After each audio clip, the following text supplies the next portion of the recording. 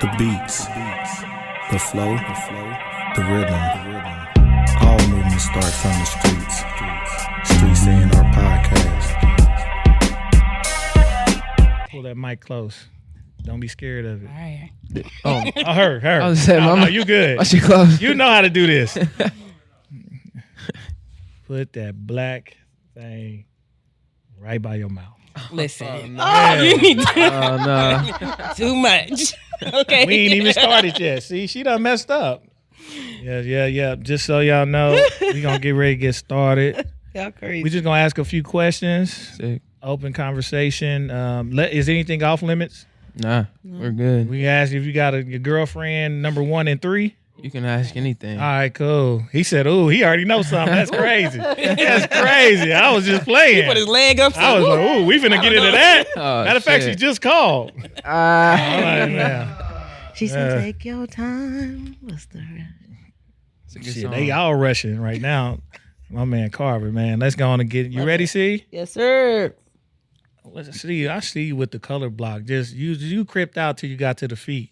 Hey, I was sea walking this weekend. Why? Yes, she was. She definitely was. Why? It was my sister-in-law's birthday party. Is she the big crib on the block? It But was we just was a playing song. some LA jams. I transported back to the West Coast. She definitely thought she was back in L.A. You used to live in L.A.? Like 8 years, man. Oh, sick. What part of L.A.? Started off in Long Beach first 8 months, then moved to like West Hollywood. So I was Sick. between West Hollywood and downtown. 5. Yeah, L.A.'s sick. It's too many people, though. I could never do it. LA is dope, sick for so many reasons. But yeah, On both ends of the Yeah, spectrum. sick for all of Yeah, it. yeah. Yeah. but yes, good place. Happy to be home. Yeah. Mike's is on. I think everybody, you can hear us good. Yeah. Everybody can hear everybody. Whoop. Yeah, man. Welcome to the Streets A&R Podcast. Is your host, Giddy Jicky with it. And it's your girl CLB. And we killing 2 birds with 1 stone. We got we told y'all last time we was going to try to find a new host. And I'm just practicing. And Sierra just, they don't practice. You getting jumped in, gang. I told you that. She getting jumped in with an interview. It's crazy. First, she rip. jumped in with an interview. It's You're crazy. here, bro. You're here. But we said that last time because Yeah. we're looking for, a little extra energy. The spice. Just expand out. You know what I'm saying? It's just time. It's time. So we got our first guest host. We're going to have a whole slew of them for the next 2 months. Lord have mercy. And they're still coming. And they're still coming in. So we're going to be booked and busy. And I hope the internet lets us know. We're going to do a vote. I'm sure they're going to let you know. It's going to add some pizzazz to y'all show. Not saying that y'all don't already have that. No, but it's nice to have a third person. Yeah, you tried Little it. sprinkle. I definitely had to get you back. I ain't got you yet. But man, coming up, we got That's the truth. He ain't the even home. lying. Yeah, That's the sad home. We part. got the home girl, inspiring to be an inspiring DJ. K Cola. Cola. Hey. Hey. Thunder C and K Cola coming to you in 2027 because Your it ain't next gonna never happen. collaborative sister cousin DJ set. So, Yeah, man. Welcome, Kayla. well, thank you. Glad to Yeah. be here. All right, and don't feel free to be loose. I You got an easy one because we got an interview, so we get to I just appreciate that. vibe, even though you don't know who this young man is, and this young man is fire. And I'm gonna get to him because I didn't know who he was either. So And I found out who he was at the block party Yes. that we yeah. hosted. that's what I was gonna say. So, So at the men's group block party, yes. amazing lineup. I'm like, who is this? Who is his name? I'm like, I don't know this one. I know everybody else. Ready for the reunion of both. I'm like, but who is this? I kid you not. See, you watch me too. I'm like, as soon as you started singing, soon as that first note hit, I walked to the front, and I think I saw everybody else walk. All 12 people walk across that grass because it was hot as hell that was day. hot as It was very People, hot. this was a festival, first time festival.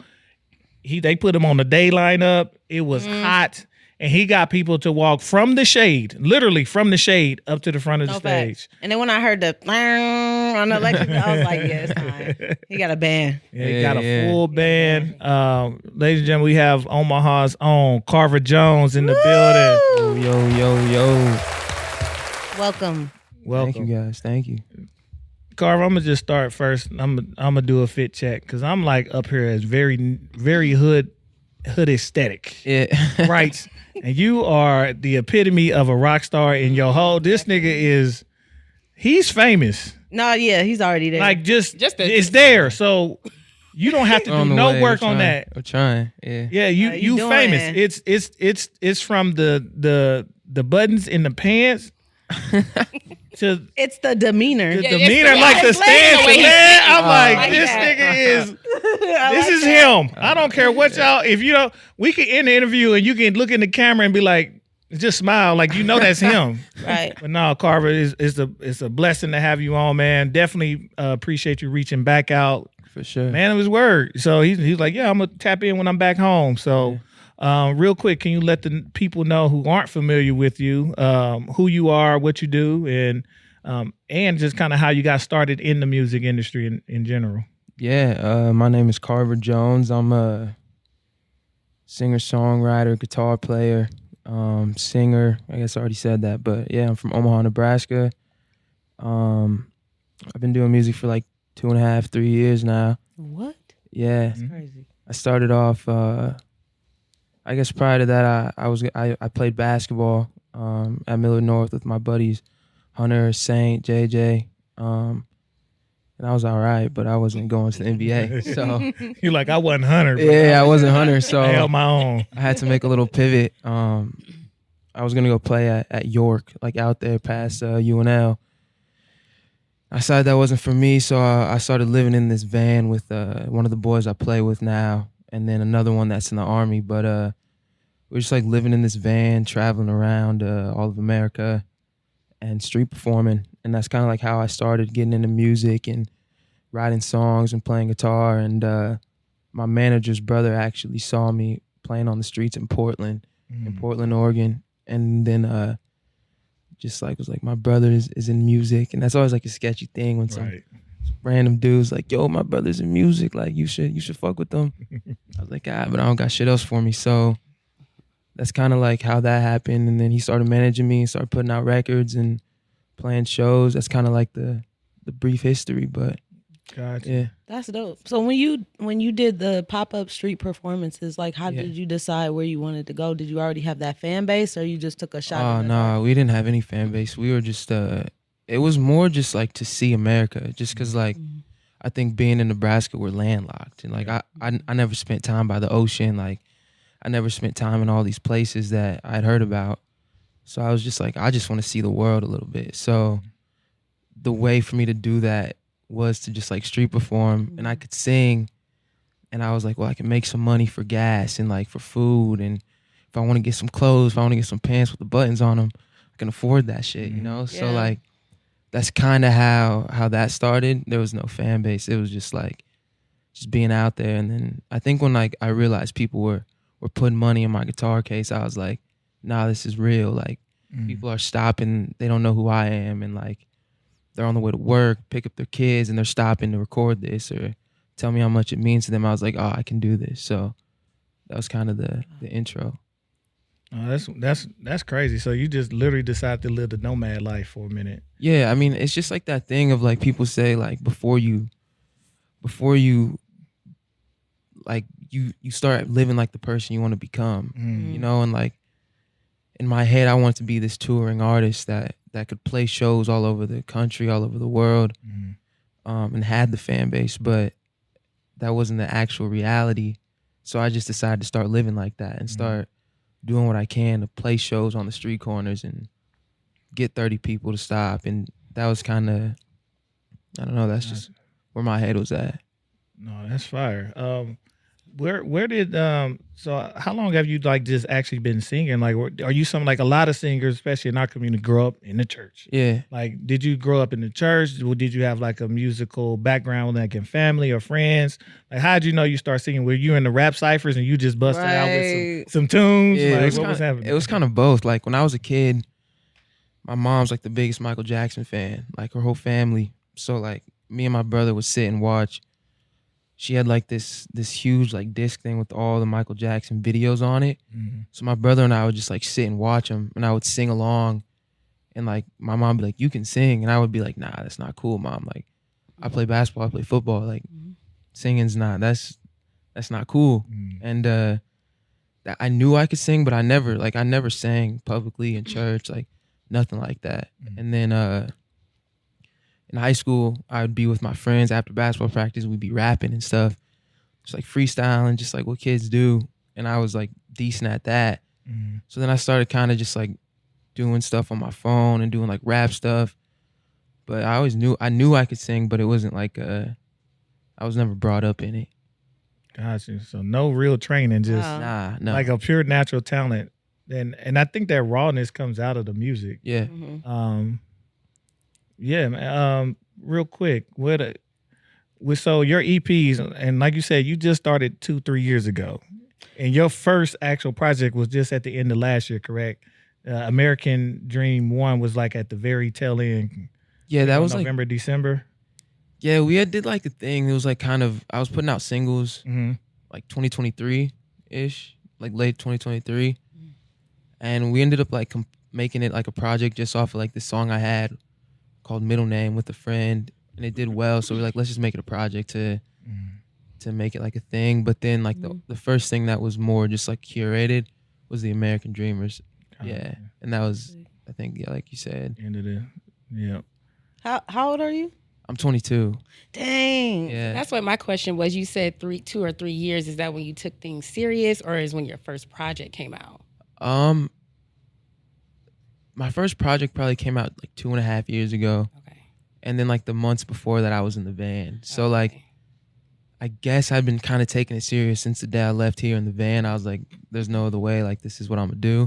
It's probably like 3 years ago. Dang. And born and raised in Omaha, Nebraska? Yeah. That's super dope. Because if you're 22 now, then you started doing the nomad thing. After graduation, like, you know what? Fuck it, I'm grown. I turned 19 when I was out there. So I left when I was 18. I lived it. Turned 19 in LA, actually. What is it about either the art of music or just you as an individual that said, I'm not going to allow myself to be entrapped in like this small town mindset, and I'm going to go explore because I know I'm bigger than this? I don't know. I honestly, I was, I think I was like somewhere, I was watching this movie, Cadillac Records. Yep. Like Beyonce and just like about that whole thing. And there was like this specific scene of Chuck Berry, like on tour, but like living in his car with nothing. And that was like the day before my friends asked me if I wanted to go out like on the road with them. So I was just like, oh, I just saw this in this movie. And I was like, oh, this is sick. Yeah, I'll do it.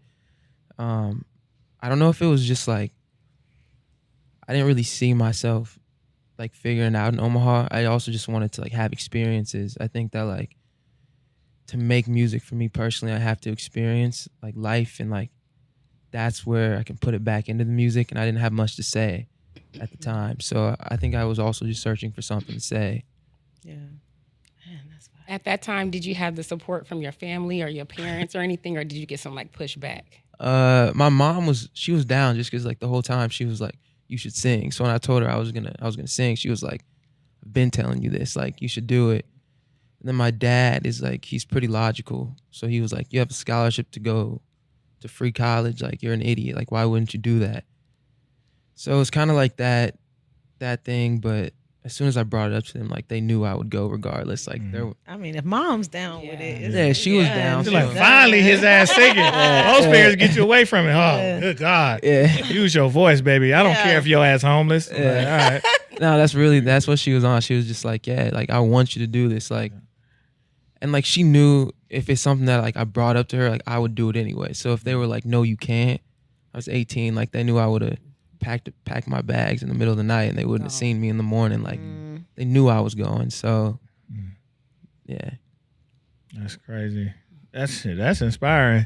Very. And I appreciate, I tell people it's good to have that balance, because all it really does is just show that they care. Yeah. It's not like they didn't support it, just like, playing the odds of, the chances of you making it. But even having the other side of their voice is, I know you can do it, so go ahead and do it. And they also, at the end of the day, showing you like, if shit hit the fan, you can You're come good. home. Yeah, Like, we good. exactly. So, Right, and it shows you other options. Like, Yeah. Yeah. obviously, you're academically there, so whatever you. And you so young. You were so young. It's like Right. you might as well go get your stripes. Like who cares? Exactly. Like fam, you good. You got life to live. So that's definitely appreciated. With the trajectory of like your career, can you tell us kind of how things took off or taking off? Because I don't want to say took off. Like we still in the beginning. Like 100%. Yeah. but they move. It's shit moving. Yeah. So how did it take off? Like from dropping the singles to the project, like what started to really push the traction and gain traction and say, no, this is like something we're doing Yeah. that we could really make it in. Well, I think the first the first thing was like my manager. I went out and met with him. Like I hadn't met him ever, and my brother lives in New York, so I had like a couple $100, and I was just like, let me just get a flight to New York to meet this dude because I don't have anything else going for me. And I think that like him and I had a great conversation, and from there it was just like having someone else that believed in me more than I believed in me almost, that saw more in me than I even saw. So it was just like a thing of like, he really helped me just like put all the pieces together, get to Nashville, record records. I'd never like been in a proper studio. And then from there it was just like building the connections, meeting people. And we put out this song, Jeans. It was the first song we put out. We shot it in New York, and it got like a whole bunch of love on Spotify. Got like a couple of the playlists and got a good amount of streams. So then from there it was like we had people's attention a little bit, not like the masses, but you know, like the A&Rs that go look at all those new music Fridays, and people are interested in like, oh, who's this? This is someone that just dropped something randomly. So that was kind of like the first thing that was validating. And then from there it's just like kept putting out records, and not every single one would get any attention. But then I was actually here in Omaha like 2 years ago, maybe a year and a half ago actually. And my buddy, like my best friend Alec, his uncle's a truck driver, and his truck broke down in Kansas City, but he lived in Arizona. And he was like, I need somebody to come pick me up from Kansas City, some crazy ass motherfuckers that are down to just pick me up from Kansas City and drive to Arizona. And Alec called me. I was like, yeah, I'm down. Like, I'll do it. I had like $150. Like, I did not have money to do it, but I just brought my street performance stuff. I was like, I'll just make money along the way because I know I can. And we ended up in LA after that because it was so close. And a girl that was on the label my manager works for, named McKenna Grace, we just like had a session. I went to her house. We set that up, and we made this song called Middle Name, and put that out a couple months later. And then that one actually did like very well. And that was kind of like the thing that just kept catapulting it, you know? Always a point of no, you're on the right track. Yeah. Even when it looked bleak, like, no, you're on the right track. Just keep believing. It's up and down, but yeah. But I have a strong appreciation for your story, because in today's day and age of being discovered as an artist, right, everybody really wants to take the fast route. Yeah. But you still stick to the grassroots aspect of it because you know who you are. But like your energy just gives superstardom. So Thank you. And it's a realness. It's just it is. It's not faking. It's not any of that. No. And kind of with that, I do got a question. Like, what would you describe as your style of music that you are creating currently, and how did you get into it? Like you said, like coming from Omaha. Yeah. What part of Omaha did you grow up in? Well, I actually grew up in Boys Town. Okay. My parents were like house parents there. Oh, nice. So my dad went to Boys Town. He's from Detroit. Okay. Has a crazy story. Was homeless. Went to Boys Town when he was like 11. Stayed there, graduated, ended up going back to work there. So I was born in Boys Town until I was 14. And then my parents moved out kind of by like Majestic Theater, like Northwest-ish kind of area. But that was kind of like, I've always grown up in like the most eclectic home. You know, like I live with kids from Iraq, Asia, Connecticut, inner city Chicago. So like I never had like any sort of like boundaries. You know, I was always learning about every culture, all the music, all the fashion, all that stuff, just from the household I was brought up in. I think that plays a role into kind of the music I make now. Like, Who inspired you the most as far as an artist?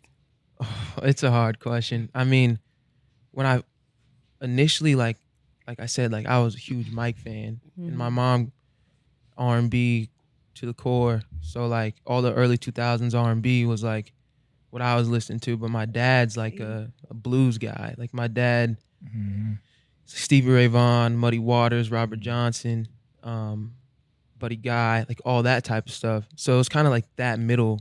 But I guess it's all soul music at the end of the day. I think initially Mike, but Prince, like all that type of stuff. It just is always changing though. Yeah. Like, Wow. No, listen, I don't know. Like, who we got sitting over here? You're there. I just feel it. I gotta go back and I'm do never my research wrong. now. First of all, I need to know. if you just start so he's just dropped is it gonna just be a trilogy, or are you gonna do 4, or you gonna leave it a trilogy? it's gonna be a trilogy. Got you. So American Dreamers, he just dropped part 3, Okay. volume 3. But even on volume 1, when you just the opening track, gotta get out of bed. Like the opening track is gonna Put you there. it's gonna Yeah. capture Yeah. you. Okay. And I feel like that might have been the opening track at the festival. I don't know if it it's was the similar. opener. I don't know if it was opener, but I do that was for me that was like a standout track just from the instrumentation alone. And it's funny and I asked about the musical style because you can hear all the influences, and I've been telling people like when they ask me to describe it, they want to say pop. I'm like, nah, you can't say pop because that's pop just means popular, and that's a particular sound. But it's more. I'm like you sound like a ska band. Yeah.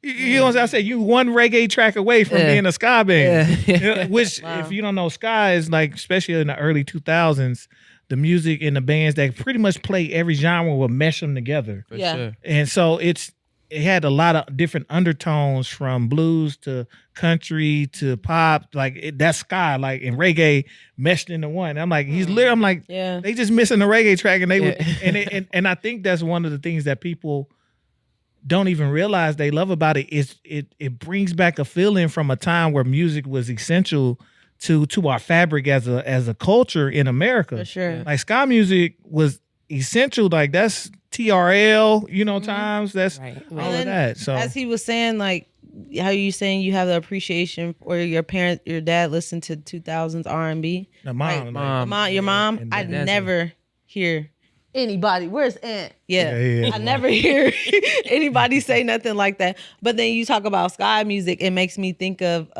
Lumity. Like that whole era of music. That was my time. Yeah. Yeah, man. No, it's interesting. Now, when did Volume 3 come out? Do you remember? I That think it was- just a few weeks Yeah, ago. it was like 2 weeks ago. 2 weeks I think ago. 2 weeks ago. Yeah. I think Dog Tag was the kind of the focus track on it. It's like a little more, it's like a second verse is like rap.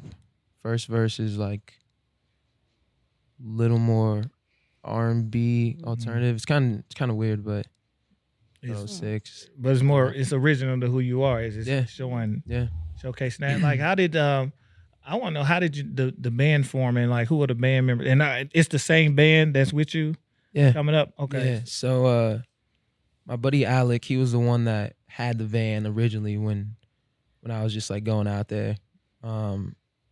So he didn't even play bass at the time. He just like did like videography, photography, stuff like that.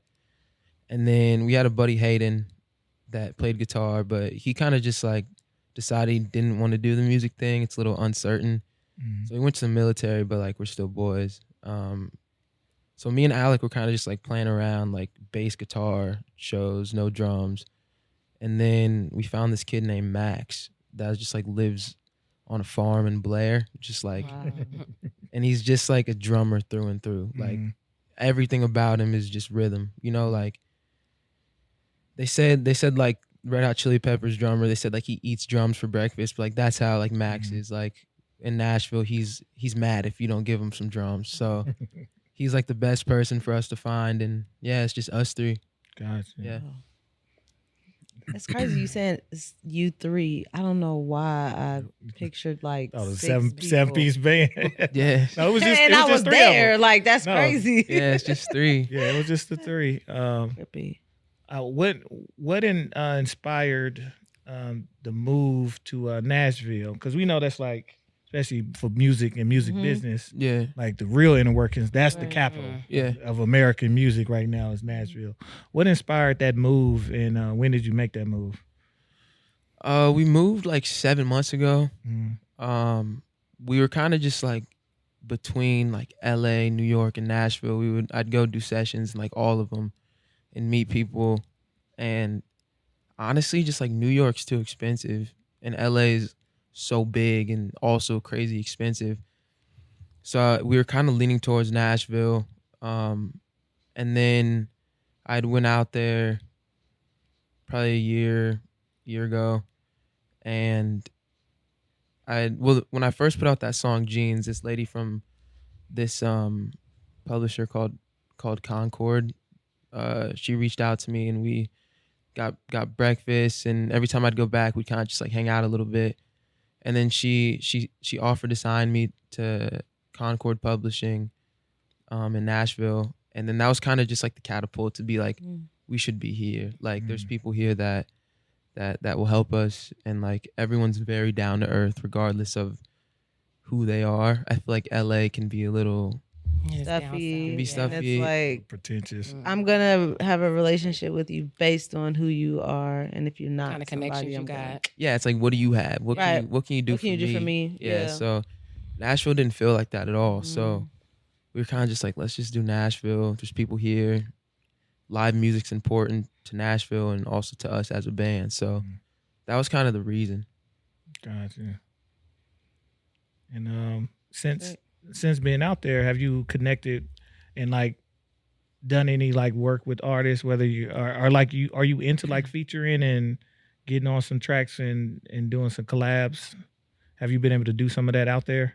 I'm super down. I think right now I'm just like making a whole bunch of records for me, just like really figuring out the sound I want to make next and like where I want to go with it. I'd be really down to work with anybody. It's usually like a lot of co-writes. I'm writing with a lot of people or meeting a lot of producers, doing like 3 to 4 sessions a week. So it's just like constant meeting people. I really hate asking this question because it could be a broad response, but like as an artist, what's the overall goal? Is it fame? Is it audience? Is it just notoriety but still being low key? Like what does that look like to you? I think I want to be respected as just like a creative. Like I want people to like I guess just to respect me, like trying to push the boundaries of music and blending everything together. But ultimately, like I want to be playing like stadiums, you know, like I want to be playing I want to do this until I die. Like I want to be playing shows when I'm 70, you know, and if I can't stand, I want to just sit there with a guitar and play everything I've wrote. I guess like recently I've been like toying with this concept of like, it's like a sonic scrapbook for me and for everybody that's listening to be able to like relate to this time, you know, and kind of just like live with that. I think, just I want to play stadiums and do this until I literally can't breathe and until I'm old. So Yes. that's the goal. Yeah. You're going to get there. And then whoever has Carver Jones, the full name on Instagram, then you can buy them out of it. Yeah, I don't need the one. Yeah, right. You don't need a one. I actually looked that up. It's Really? like, it's like this older guy. It's a private account. You know, it's like 10 followers. I'm like, oh man, he might not be alive. This is true. So it's like, what do I do if he's not alive? Like, Contact Instagram to Instagram. check the activity. that's true. So if you contact them and see if you can, especially if you Because you're a get public figure. yeah, especially if you get your manager or your label, like the label to do it, because then they're like, just at least check in. So you can contact Instagram to see if that actually may be available. I might look into that. Maybe not now, but a couple years. Yeah, for sure. Man. I got. Oh. That's all my serious questions. Because then I was like, have you had your groupie experience yet? Groupie experience. Yeah, like have you been ever like just like have you ever been somewhere and you didn't realize like somebody they knew who you were? Like, oh, damn, they fuck with me for like real. either before or while performing, like, oh, I'm performing and these 3 people are like truly singing along and it's maybe a place you've never been. Oh yeah, I mean we just got off a tour a month ago. We went out with this dude named 54 Ultra. It's like Latin soul, super sick. He's a great guy. Like his whole team is amazing. But we actually were playing. These are like rooms of people that don't know us. Like they have no idea who we are. And we're playing I think the biggest show of the tour at I don't know what it was called, but it was in Santa Ana in Cali. And afterwards, this kid came up to me and was just like, he was like, I saw that you were on this show. I only came for you. And there was 1,500 people in the room.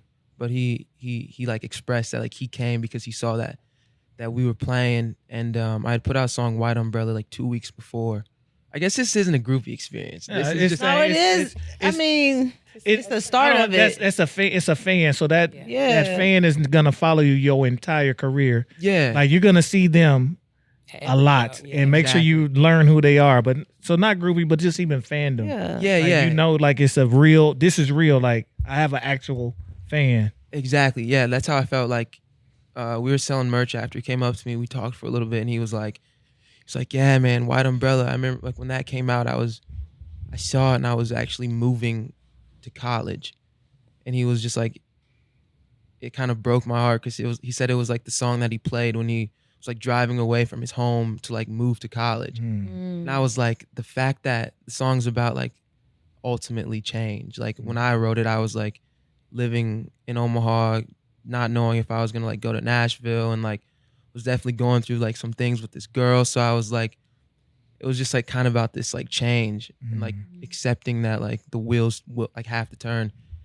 And he also like felt that. And I was like, that's the coolest thing. Like that's the most important thing to me, is that he was able to feel what I felt in writing it. So Gotcha. I guess that's kind of a group experience. No, not group. That's just It's like a fan, but it's just like a fandom. that's a lasting moment for both of y'all, because that is one of your moments of you get to experience why you started doing music in the first place. It's for that, and that person now has a tie to your song that is a pivotal moment in their life that they'll never forget. Exactly. So you basically been woven into the fabric of greater society. Exactly. And I think like sometimes like nowadays you can be like, I put out a song, it didn't get 500,000 streams. Like it didn't get 1 million streams. It didn't get 100,000 streams. It didn't get 50K. But it's like at that moment I was like, oh, this is worth it. Like this is more important than 100,000 mindless listens. You know, like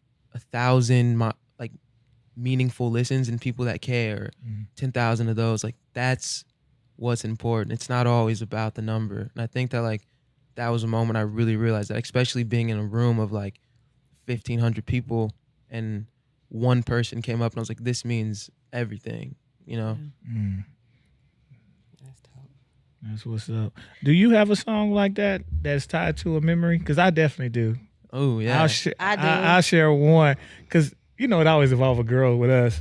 Man, I had left college and I was dating a lady, and she moved back. I moved back. I was in Ohio, moved back to Texas. She moved back to Washington State. Oh. And she just one day decided to stop picking up the phone. And this, I don't remember if the album came out at this time, but it was Raphael Sadiq. And the song was Calling, talking about I keep calling for you, baby. Please pick up the phone. Did she ever call you? Can you please pick up the phone for me, baby? Whoa. And she never did. You ain't talked to her never? No, never since. Damn, that's crazy. Like she shot me one text a few months after that about something trivial. Just like, hey, do you still have these DVDs and all this? And that was it. Yeah, I'll mail it to you. She never responded another That's how day. it goes. I was up there crying at home, like, pick up the phone. I'm playing this song over and over. Oh, damn. Like, you get those. Like, it is what it is. My song is Penthouse by Boss. That was my... What happened? See? What happened? What do you mean? Are you thinking about the lyrics? No, I'm just asking, why Penthouse by Boss? I gave you the backstory. What's the backstory? Oh, well, I was about to give it to you. Okay. You jumped quick. No, I'm just playing. No, because that was during the time before I left Omaha to move to LA. And then I was like in LA. So it was just kind of like pieces to that puzzle where it was just like, okay, I'm out here trying to get it. Like, and let's pull the trigger and see what happens and see where this takes us. Kayla. Listen, I'm gonna need a minute because You done had several minutes. I know, Carver, you said you had one that do you have one that like any, I mean, usually have several, but there's usually something like a song stuck to or brought you back to a moment in time. Yeah, I have one. Probably the one I think of is this. It's like the Purple Rain live in Syracuse. Oh, wow. It's like 20 minutes long, and this was like I was driving from like I think it was from Oregon to LA. I was with my buddy Alec and Hayden. We were gonna go do this thing called Jam in the Van. It's like a kind of like one of those like live like concert series things. And honestly, I was like, I respected Prince, but I didn't understand why my dad was like, nah, Prince is better than Mike. And I was like, nah, like you're crazy, like you're tripping, like no way. And this came on, and me and Alec were like talking, and I think like 5 minutes into it, we both stopped talking. So we're just like sitting there driving.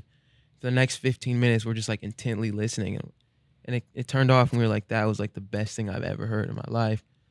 And then I was like, yeah, that's sick, but I know he wasn't playing guitar. I was like, I don't know, I still have Mike unless he was playing guitar on it. And then we looked it up and he was playing guitar, and I was like, okay, yeah, I think He got it. I think Prince might be the go. But that was that's like probably the song that really like tied to a memory. But I guess there's like probably like you said, there's so many like. Come on, Kayla. I know you got one. I don't know. It's just so old, and I just feel like No, say it. What is it? Druid Hill 5 Steps. See? That was my song. Eternity. Yes, it would always we have me were. it would be always have me in my feelings. Always. So That's a good. that's my Three go-to. wishes. 3 wishes. She ain't gonna listen to it no more after that. Good. We, And that's my go-to song too when I'm feeling some type of way. Oh, that's fire. That's dope. oh man, oh man. Got a icon. I don't want. It's not superstar. It's icon. You know, Go ahead. I'm gonna share something with you. Kick. I was definitely having a Negro Damas moment What? Give it to us. right now. If y'all don't know, Negro Dominance is a segment on the podcast where I get a random epiphany about something, and because I'm a Negro, I call it, instead of Nostradamus, it's Negro Negro Dominance. Damas. And I have been fairly correct, Yeah, about 95%. yeah, on what and it can be anything from guessing what's going to happen in Lizzo's career to Lizzo's career. Nah, I'm for dead. real, I'm dead. for real. And I'm not playing. I just have these moments. Still waiting on Kendrick to drop me 2 more albums because he got me wrong right now, but it's okay. But go ahead. What was your moment? My Negro Damas moment is, this was like, what year was this? Do y'all remember when White Iverson came out by Post Malone? Yeah. Yeah. Okay, In a minute. this is when SoundCloud was like the Boom. thing, right? I was always listening to SoundCloud. I come across White Iverson. I kid y'all not, it has 10 listens. 10 listens. 10. And I was like, oh, this shit is dope. And I messaged Post Malone, and I was like, I don't know who you are, but I just want to let you know I heard this, and this is like, you about to be a superstar. And he was like, man, like, that really means a lot. I really needed to hear this because I don't know where this is going. And I was like, this is a fucking hit. That's crazy. And then kaboom. That's nuts. Nuts. 10 listens. 10. Wow. The song is huge. I Right. know. And it sat, the numbers were low for a minute because I would go back and listen over and over again. And then at some point, like, it was no longer on SoundCloud. I wonder what just like popped it off. Like I wonder. It's always just The right one person, thing. the right person heard it and played it at the right place. Yeah. Whether it's in an exec room, that's usually the right person heard it, and it don't mean a quote unquote important person in business. Somebody to give it to somebody that made it go. But I'm Typically. saying whatever happened, that moment is happening again. So Thank you. Thank real. you. That's Thank what's you. up. Thank you. I feel like that's what I felt when Masego made Tadao with FKJ. yeah. I was there like when it was like about 1,000 listens on YouTube, and I just kept watching it. I'm like, this is the most crazy. magical shit. Because, you know, they jumping from Yeah. instrument to instrument. He made me look up the looping machine. I was like, I need one. I don't even loop. Got nothing. I'm just going to DJ just to loop myself and say some wild shit and go. But I kept watching it. Then a month later, I looked like 2 months. I'm like, why is it like 2 million views on this? I'm confused. I'm like, crazy. he just had like 1,000. And it was like, I just, you know, you just, that when you feel what's intended from an artist, whether through song or through speech, like now you know when it's there. Mm-hmm. So it's just having that moment. Like I said, you walk in, I'm like, oh yeah, that's it. Yeah. You know, you got that. The rest is about putting, you know, foot to pavement Yeah. and doing the work, doing the songs, doing the music, doing what you love to do and staying authentic with It's it. already laid out Yeah. for you too, because you mentally traveled by having experiences with people from various parts of the world. So Yeah. that, you know, moving around ain't nothing for you. So that Yeah, you gotta, what they say, you gotta have sight before you see it. For sure. And you had the sight just by literally by hopping in the van. You had the sight before you could see it. Yeah. So, bravo to you, my brother. Thank you. Man, is there anything you want to leave the people before we get out of here today? Whether it's a word or go buy my music, that too. But Nah, yeah. or even it's a word. Some people like to leave good words of encouragement to the up and coming artist. You're up and coming, but Yeah. somebody that literally,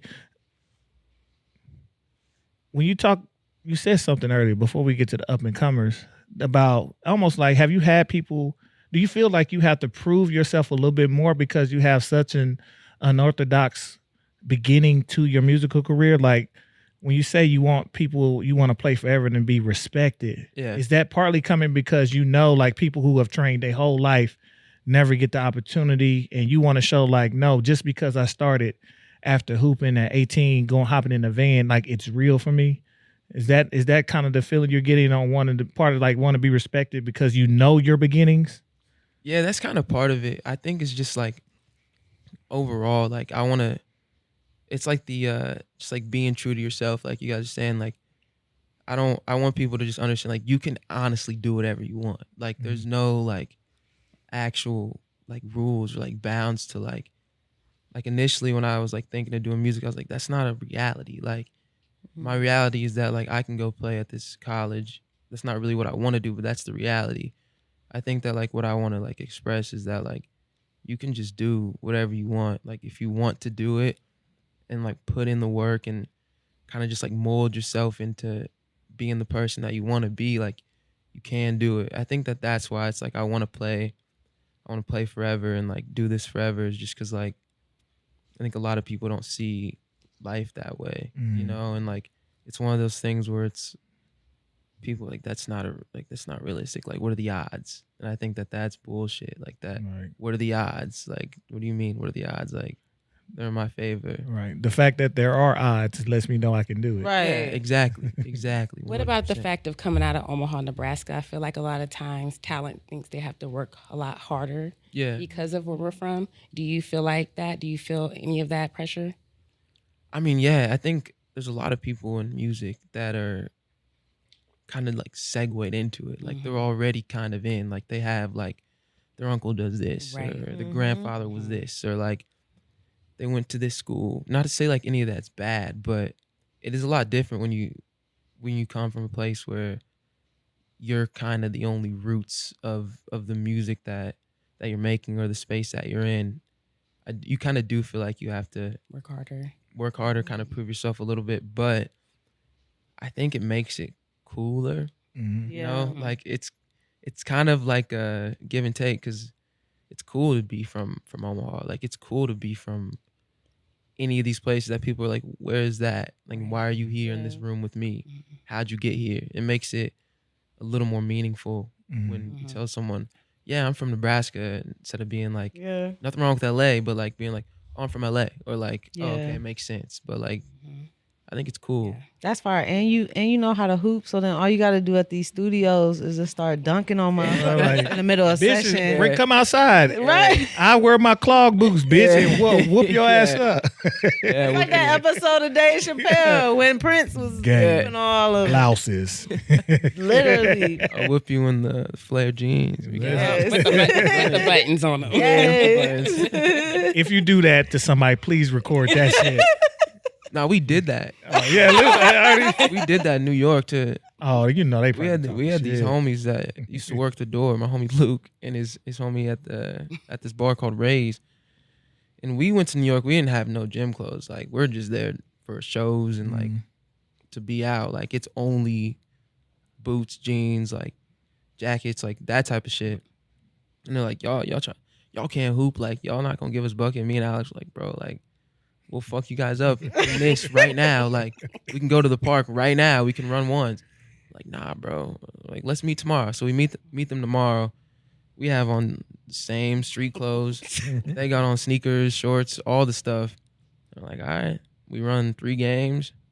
They lost 3 games. That's how you do it. He's recorded. That's how it goes. That's how it goes.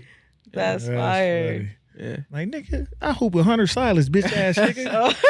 I could have went to the league, nigga. I decided to do music. You lucky, nigga. You gotta start talking spicy to him. Yeah. Or just don't say shit at all and just No, you got to Google me, bitch. guitar.